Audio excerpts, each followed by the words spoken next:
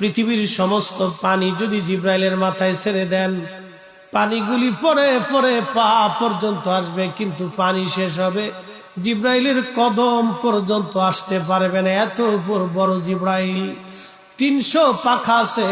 আল্লাহর দুনিয়া থেকে আসমানে যাইতে জিব্রাইলের 300 পাখা লাগে না। একটা পাখা দিয়ে একটা বাড়ি দিলে আসমান চলে যায়, একটা পাখা দিয়ে একটা বাড়ি দিলে জিব্রাইল আসমানে যায়। বাকি 599 পাখা কোনো কাজে লাগে না, ওটা ওইভাবে রেখে দিতে হয়।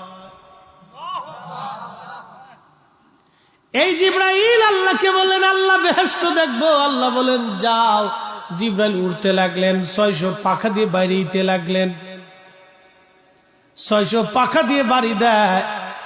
উড়তে উড়তে জিব্রাইল ক্লান্ত হয়ে গেলেন, একটা খুঁটি পাইলেন, খুঁটির পাশে বসে বললেন, রব আর কত দূর আছে? আল্লাহ বলেন, জিব্রাইল কেবলমাত্র একটা খুঁটিতে গেছো, আরো 72,000 খুঁটি এখনো বাকি আছে।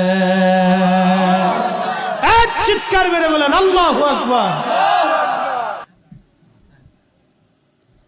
এ নবীর উম্মত, খুবই মনোযোগ দিয়ে শুনিয়া যান, কথাগুলি অনেক বড় দামি। আহা, পৃথিবী থেকে একদিন আমরা সবাই কবরে চলে যাব, একেবারে খালি হাতে চলে যাব, শূন্য হাতে, কিছুই নিতে পারবো না আমরা। সবাই তো চলে যাওয়া লাগবে। অতএব কি নিতে হবে? আল্লাহ কোরআনে বলে দিলেন, ইন্নাল্লাযীনা আমানু ওয়া আমিলুস সলিহাত।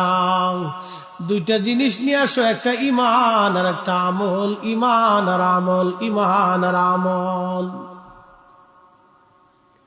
এরপর আল্লাহ পাক বললেন, ওয়াল আসরি ইন্নাল ইনসানা লাফি খুসরিন ইল্লাল্লাযীনা আমানু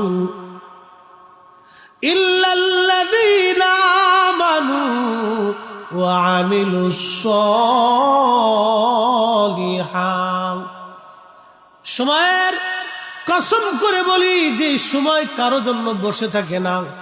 বন্ধু যুবক, যে সময় আজকে চলে যাবে, আর কোনোদিন এই সময় আপনি আর জীবনে খুঁজে পাবেন না।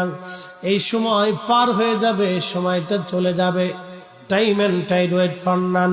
সময় এবং স্রোত এটা কারো জন্য বসে থাকে না, এটা চলে যেতেই থাকে, চলে যেতেই থাকে।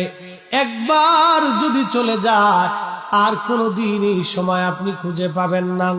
অতএব বন্ধু, আল্লাহ পাক বলেন, ওই সময়ের কসম করে বলি, সমস্ত মানুষগুলি ভুলের মধ্যে আছে, ক্ষতি